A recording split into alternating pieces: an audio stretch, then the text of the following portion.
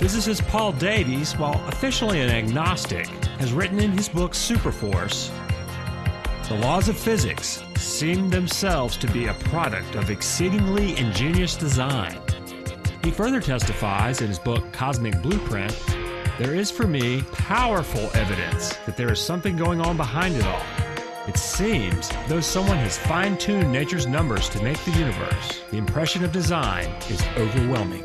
Now, most astonishingly, in his recent debate on the existence of God held at Oxford University, even the deacon of Darwinism, Dick Dawkins, recently conceded to the mathematician John Lennox that a serious case can be made for a deistic God.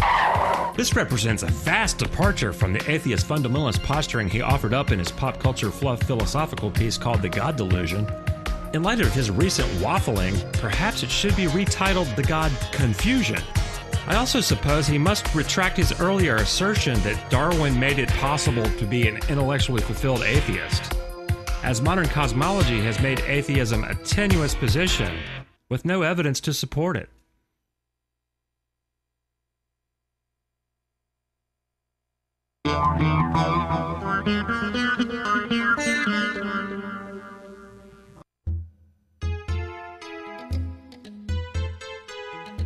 The precision of the fine-tuning of the universe has undermined the creeds of atheism to such an extent that many prominent scientists have chosen to embrace the many worlds idea borrowed from occultic Eastern religion. To explain away the fine-tuning, detractors of design have been forced to resort to the unscientific many worlds or parallel universes hypothesis, and basically argues that if there's an infinite number of universes, then any combination of mathematical constants is possible in a given universe. Then by chance alone, lucky us, a life-permitting universe will appear in the ensemble.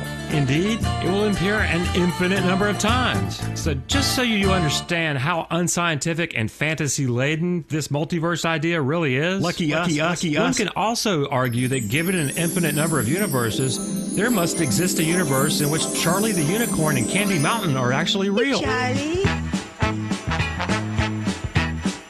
Does this sound like science? Well, it's perfectly valid reasoning in the multiverse hypothesis. One must ask oneself, if atheists are willing to embrace the existence of Charlie the Unicorn and Candy Mountain as a scientific possibility, Charlie? why do they reject the existence of God and the pursuit of intelligent design hypothesis? God doesn't even exist, for goodness sake. Obviously, it has nothing to do with evidence. No matter what smokescreen they hide behind, the essence of atheism is they fear personal accountability to God. In addition, M theory, the theory which supposedly governs the multiverse, works only if there are exactly 11 dimensions. But it does nothing to explain why precisely that number of dimensions should exist. So one must ask the multiverse believer, isn't the multiverse itself describable by specific physical laws? Don't those laws themselves include constants and boundary conditions which must be finely tuned in order for the multiverse to exist? So all the lucky us multiverse hypothesis does is at best push the problem up a level, but it still requires fine-tuning. Not to mention, what about the origin of the multiverse? It's rather amusing the strange ideas men come up with when they deny their creator.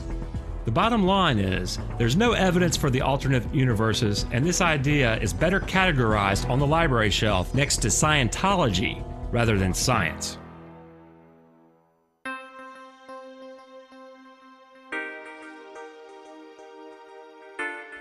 To address the lucky us argument, an analogical reply has been developed by the philosopher William Lane Craig. The atheist argument states that since we're here, all of this must have just happened by material forces. Lucky us, lucky us, lucky us. Craig's counter-argument states, suppose a dozen sharpshooters are sent to execute a prisoner by a firing squad. They all shoot a number of rounds in that direction, but the prisoner escapes unharmed. The prisoner could conclude, since he's still alive, that all the sharpshooters missed by some extremely unlikely chance. He may wish to attribute his survival to some remarkable piece of good luck, but he would be far more rational to conclude that the guns were loaded with blanks, or that the sharpshooters had deliberately missed. Not only is life itself overwhelmingly improbable, but its appearance almost immediately, perhaps in as short as a period of 10 million years following the solidification and cooling of the once molten planet, defies explanation by conventional physical and chemical laws.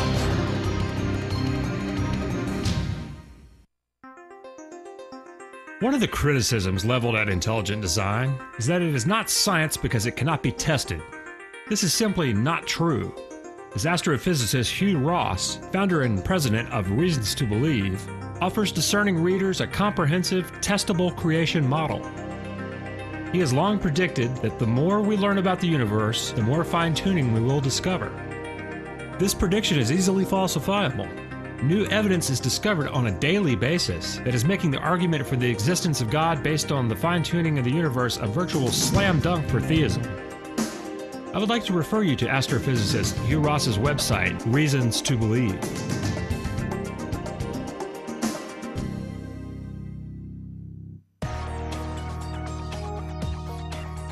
Recent discoveries such as dark energy, which is tuned to the preposterous degree of 1 in 10 to the 120th power, have literally knocked the ball out of the park for the fine-tuning argument. Those who favor naturalism had long sought to find the simplest explanation for the universe, hoping to avoid any evidence for design. Now, a Big Bang model in which there's just enough matter to equal the critical density to account for a flat universe would have provided that. But this is not the case at all. It has been evident for many years that there is less than half the amount of matter in the universe to account for a flat universe. A cosmological constant would provide an energy density to make up for the missing matter density, but would require an extreme amount of fine-tuning. A recent study using the balloon-borne microwave telescope called Boomerang has confirmed that there's a springiness to space, an energy density often referred to as dark energy. This is the sought-after cosmological constant. It causes the universe to expand at a faster rate. The more it expands, the faster it expands. Now, the Boomerang study demonstrated that this dark energy density is exactly what one would expect to get a flat universe. How finely tuned must this energy density be to get a flat universe? 1 part in 10 to the 120th. Recalling the description that Dr. John Lennox gave, that was only 1 in 10 to the 40. The elegant and preposterously delicate balance is no accident. What do naturalists have to say about it in the peer-reviewed science journals? A recent article in the prestigious journal Nature states that this type of universe seems to require a degree of fine-tuning of the initial conditions that is in apparent conflict with common wisdom. Common wisdom is common only to those who must exclude a supernatural explanation for the creation of the universe. Now, when a model does not work, scientists must be willing to give up their model for a model that fits the facts better. In this case, the supernatural design model fits the data much better than the naturalistic random chance model.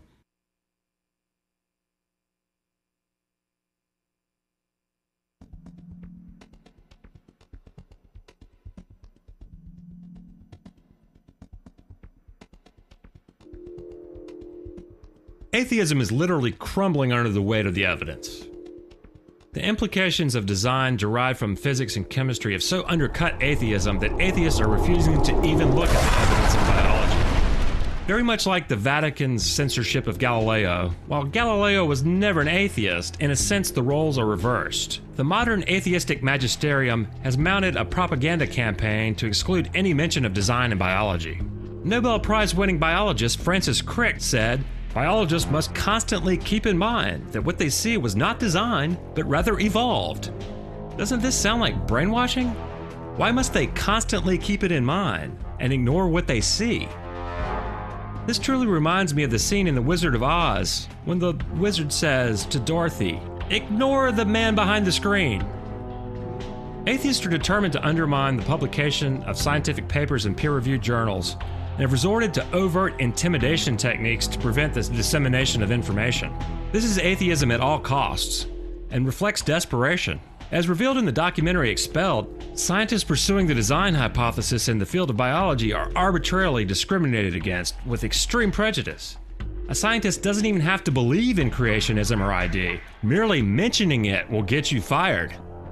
This unfortunate reality has taken on dark Orwellian overtones in Europe, when a once respected member of the Royal Academy of Sciences in England, Professor Michael Rice, the education director for the society no less, was forced to retire for merely suggesting that teachers engage students in discussion of intelligent design or creationism. He's a devout Darwinist. He simply advocated viewing creationism as a student's worldview to better educate them. The mere suggestion of meeting the student where they are and engaging in a dialogue resulted in his censure and forced retirement.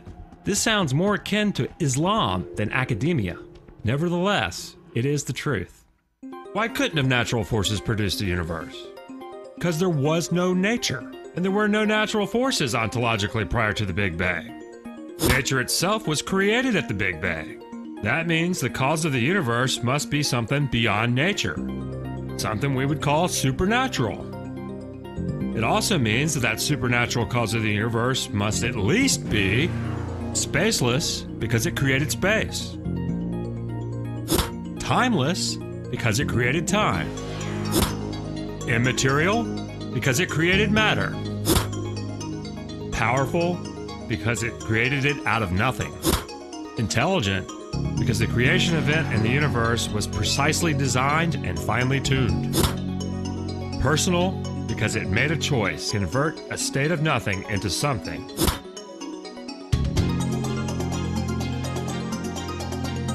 The evidence points directly to God.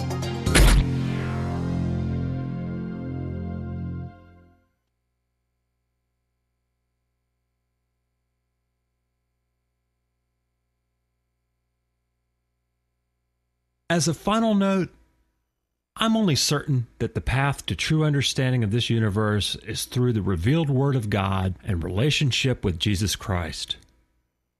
Once you grasp that in the beginning, God created the heavens and the earth, the rest is just the details. Now, it has been my goal to demonstrate that the best scientific data supports that fact. It is a lie from the pit of hell that there is no evidence for God and creation. Logic and science point directly to the God of the Bible. This presentation was made to encourage believers because I'm not under the illusion that I can convince atheists of anything. Nor do I hate atheists, but I do hate atheism. To those of you in open rebellion against your Creator, Jesus died for you. Humble yourself and ask Him to bring you to true saving faith, for it comes through Him alone. I am fully aware that if it were not for the grace of God, there go I.